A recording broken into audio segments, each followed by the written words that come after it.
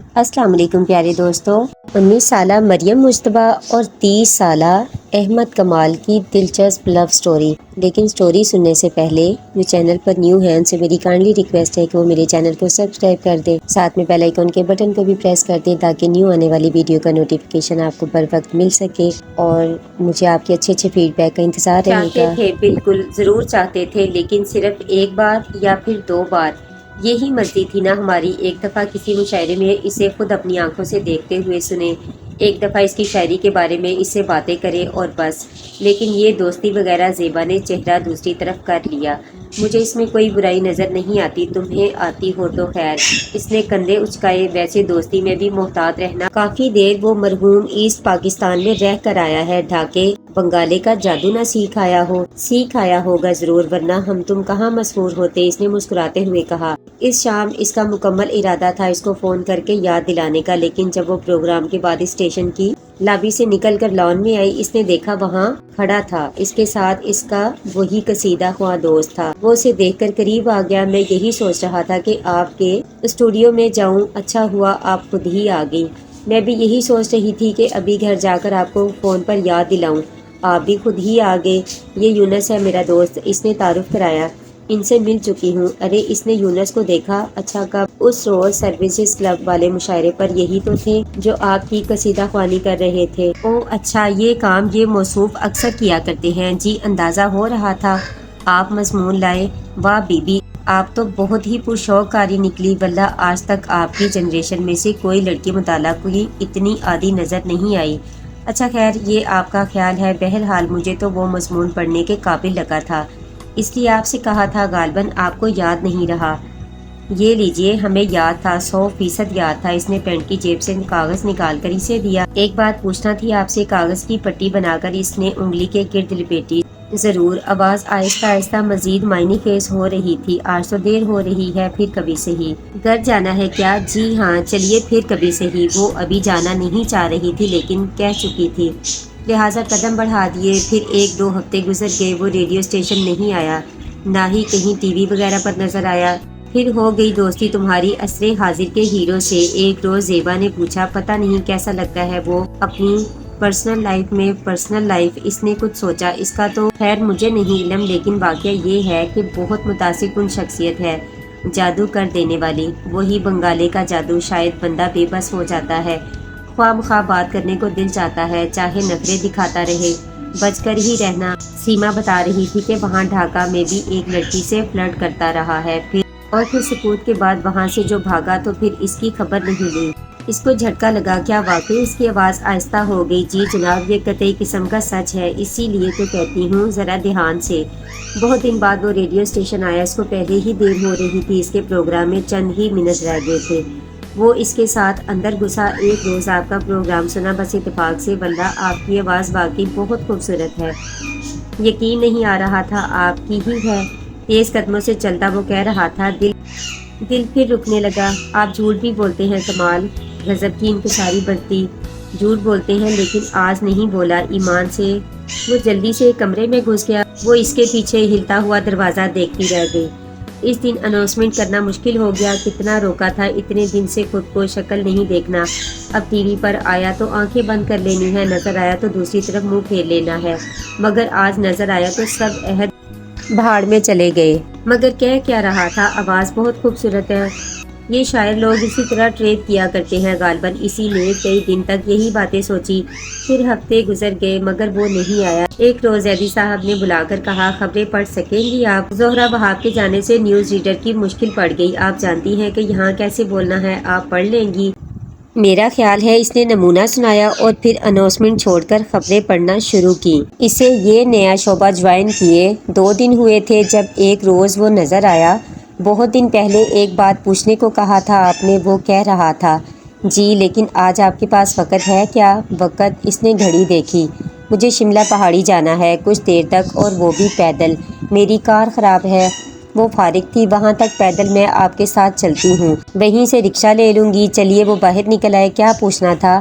یہ کہ بہت دن سے آپ جو کچھ بھی لکھ رہے ہیں اس پر ایک عجیب کنوتیت چھایا ہوا ہے، کیا وجہ ہے؟ اس نے حیرت سے دیکھا۔ کیا آپ کو یقین ہے؟ جی بالکل۔ جی بالکل، لیکن میرے خیال میں تو ایسا نہیں ہے۔ ہاں شاید کسی اکا دکا چیز میں ایسا ہو گیا ہو۔ اصل میں کبھی کبھار موڈ ایسا ہوتا ہے، اس کا اثر آ جاتا ہے، ہو سکتا ہے، لیکن وہ جو تھا کیا کہ اس نے یاد کیا، وہ کچھ اس طرح سے تھا کہ میرے گھر میں رکھا ہے چراغ مفلس، اکثر اندھیرا ہی چھایا رہتا ہے، ایسا ہی کچھ تھا۔ لے کر ٹانگ توڑ دی ساری نظم کی۔ آپ سنائیے کیا ہو رہا ہے؟ ہم نے کل بھی شام کا پروگرام سنا، آپ کی آواز نہیں آئی، پرسوں بھی ایسا ہی ہوا۔ بھائی ہم تو بڑی مشکل سے وقت نکالتے ہیں، پھر وہی باتیں۔ میں نے وہ پروگرام چھوڑ دیا ہے، آج کل خبریں پڑھتی ہوں۔ اچھا، ہمیں پتہ ہی نہیں چلا۔ اب تو بھائی خبریں بھی سننا پڑے گی، چاہے ان میں سے کوئی اچھی خبر ہو یا نہ ہو، لیکن آپ پڑھیں گی تو ہر خبر خوشخبری بن جائے گی۔ 19 سالہ ناتجربہ کار دل بہکنے لگا۔ میں نے بہت دن آپ کے بارے میں لاشعوری طور پر سوچا، کیوں مجھے پتہ نہیں، لیکن جب بھی گہری سوچ سے نکلا تو معلوم ہوا کہ گہری سوچ آپ کے بارے میں تھی۔ میرے بارے میں بہت مشکل سے لفظ حلق سے نکلے۔ وہ کیسے؟ آپ کے ارد گرد تو بہت سے لوگ رہتے ہیں، آپ کسی اور کے بارے میں سوچتے ہوں گے۔ آپ کی ذات میں واقعی کچھ کرشمہ ہے، آپ اثر کرتی ہیں۔ وہ اس کی بات انسنی کرتے ہوئے کہتا جا رہا تھا اور اس کا دل پگھل رہا تھا۔ آپ نے اخبار میں میری وہ نظم پڑھی تھی؟ وہ پھر گویا ہوا، تیرے جمال کی باتیں، خواب و خیال کی باتیں، تم بھی کمال کرتے ہو، کس قدر کمال کی باتیں۔ اس نے آخری دونوں مصرے دل میں یاد کیے۔ اس کی شخصیت کا اثر چھانے لگا۔ ڈھاکہ بنگالے کا جادو، زیبا کی آواز کانوں سے ٹکرائی۔ جب میں لکھ چکا تو خیال آیا کہ یہ تو آپ کے بارے میں لکھ دیا۔ ڈھاکہ میں ایک لڑکی سے فلرٹ کرتا رہا ہے، زیبا نے پھر سرگوشی کی۔ آپ کا تصور ہی ذہن میں تھا جب لکھنے بیٹھا؟ لوفر کمینہ، آپ کے تصور ہی نے مجھے لکھنے پر فورس کیا۔ چال باز 420۔ وہ بچنے کی منتر دہرا رہی تھی۔ آپ نے اتنی متاثر کن شخصیت کیسے بنایا اپنے آپ کو؟ قوت مدافعت دم توڑنے لگی۔ واللہ آپ نے تو کمال کر دیا۔ وہ اس کی خاموشی کی پرواہ کیے بغیر بولے جا رہا تھا۔ بالآخر ہتھیار ڈال دیے۔ اتنی خاموشی کیوں؟ اتنی خاموش کیوں ہیں آپ؟ وہ شملہ پہاڑی کے نزدیک آ کر رک گئے۔ شملہ پہاڑی آ گئی؟ آپ کو یہاں کام ہے اور مجھے گھر واپس جانا ہے۔ ذہن پرسکون ہو چکا تھا تو جائیے۔ اس نے دور سے آتے رکشا کو ہاتھ دیا۔ خدا حافظ۔ رکشا قریب آ کر رک گیا۔ وہ بیٹھتے ہوئے بولی۔ اس نے جواب میں سر ہلا دیا۔ احمد کمال، احمد کمال۔ گھر آنے کے بعد وہ ساری رات اس کے ارد گرد ایک ہی نام کی گونج تھی۔ زندگی یہ رخ اختیار کرے گی، یہ تو اس نے نہیں سوچا تھا، لیکن وہ لفظوں کا جال پھینک چکا تھا، اب صرف اس کا پھنسنا باقی تھا۔ یا اللہ تو مجھے اس کے شر سے محفوظ رکھنا۔ اس نے بار بار یہی دعا کی، مگر شرف باریابی نہ پا سکی۔ 2 ہی دن بعد گھر پر اس کا فون آ گیا۔ آپا بیگم کے بتانے پر اس نے فون اٹھا کر آواز سنی تو لرز کر رہ گئی۔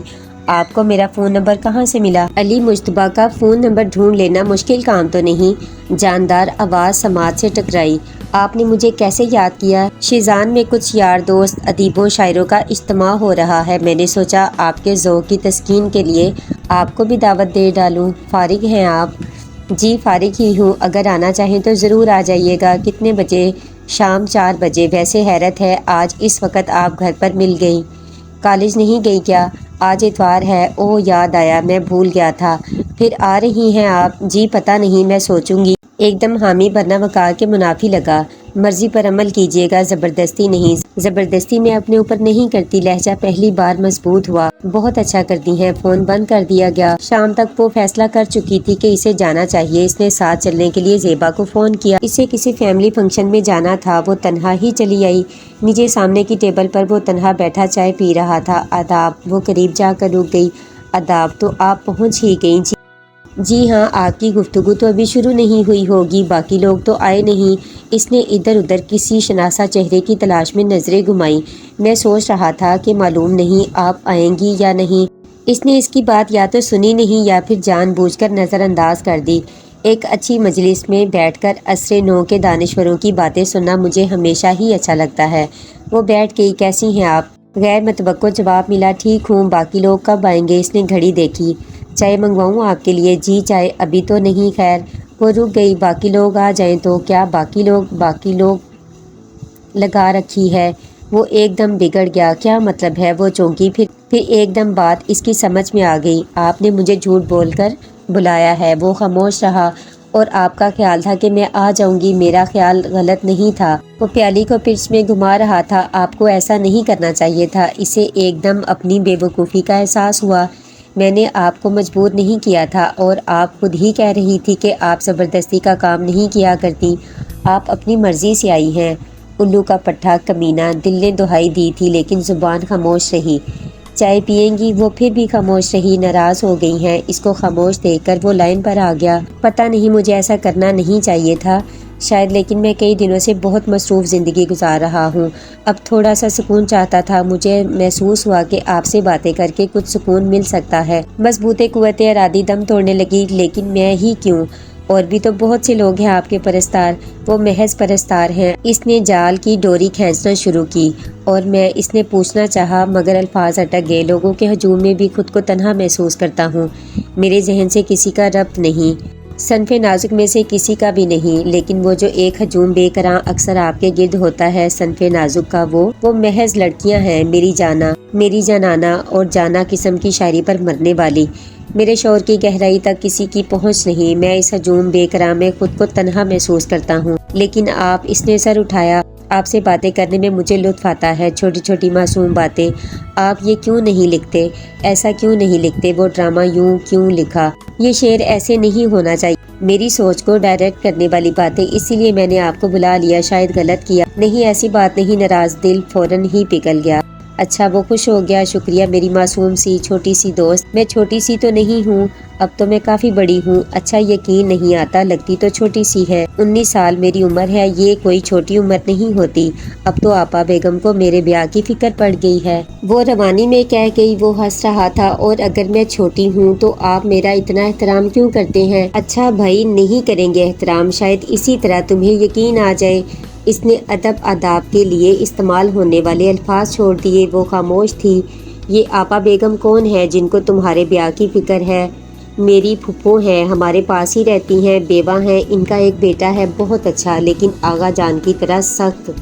وہ اپنی حماقت مٹانے کے لیے بے تکی باتیں کیے جا رہی تھی۔ اچھا تو تمہارے آغا جان غصے والے ہیں؟ وہ ہنس کر بولا، جی آپ کو نہیں پتا، خیر آپ کو کیا پتا ہوگا، میری ان سے اکثر اس بات پر بہت بحث ہوتی ہے۔ پھر تو ہماری ان کی کھلی جنگ ہوئی نا، روایتی حریف اور شاعر لوگ۔ نہیں ایسی بھی بات نہیں، آغا جان کا تو اپنا ذوق بہت اچھا ہے، انہی کی وجہ سے تو میں بھی، میری اماں کا انتقال بہت پہلے ہو گیا تھا، آغا جان ہی نے میری تربیت اور پرورش کی ہے۔ ان کی اسٹڈی میں ہزاروں کے حساب سے کتابیں بھری پڑی ہیں، اور کوئی ایک ایسی نہیں جو ان کے زیر مطالعہ نہ رہی ہو۔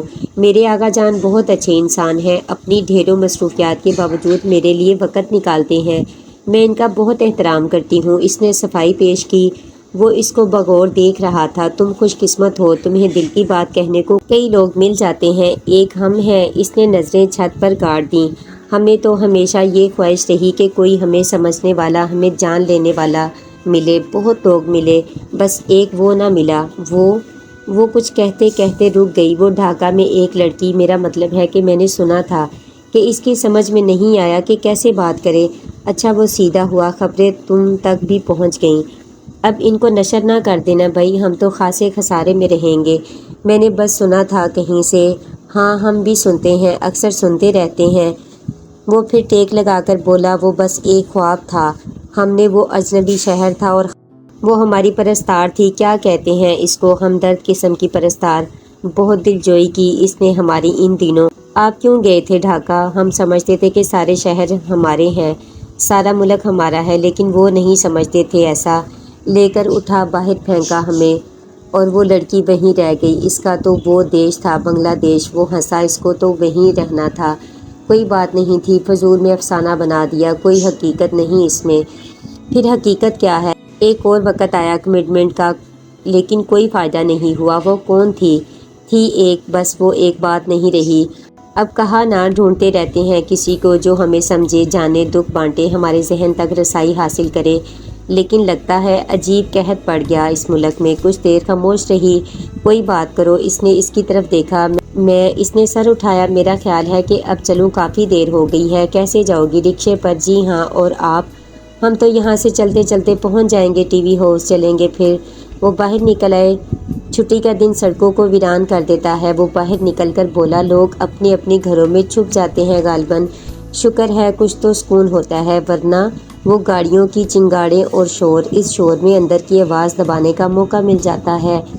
وہ تیز قدموں سے چل رہا تھا اور اس کا ساتھ دینے کے لیے اسے تقریباً بھاگنا پڑ رہا تھا۔ میں بہت تیز چلتا ہوں، تمہیں عادت نہیں شاید تیز چلنے کی۔ خواہشوں کا ریلا بہت تیزی سے آگے بھاگتا گیا۔ خواہشوں کا ریلا بہت تیزی سے آگے بھاگتا ہے، اسے حاصل کرنے کے لیے تیز چلنا پڑتا ہے ورنہ ہاتھ سے نکل جاتا ہے، اس لیے تیز چلنے کی کوشش کرتی ہوں اور اس وقت بھی کر رہی ہوں۔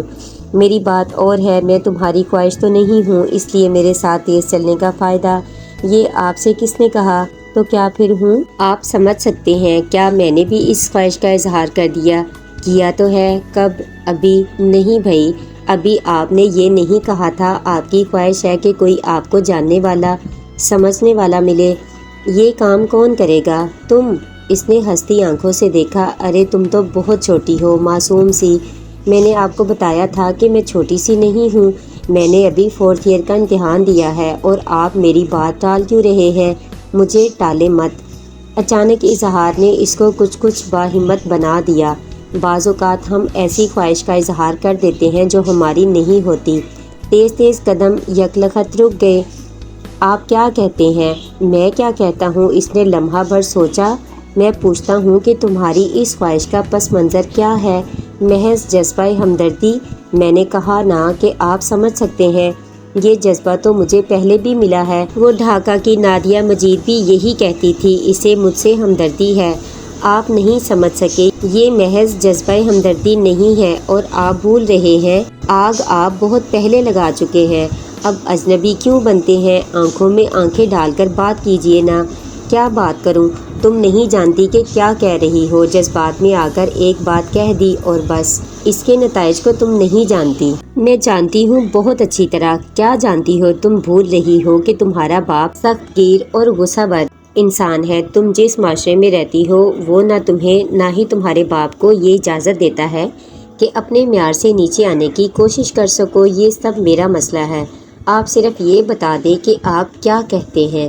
میں کیا کہتا ہوں، کیا سوچتا ہوں؟ اس نے سر جھٹکا۔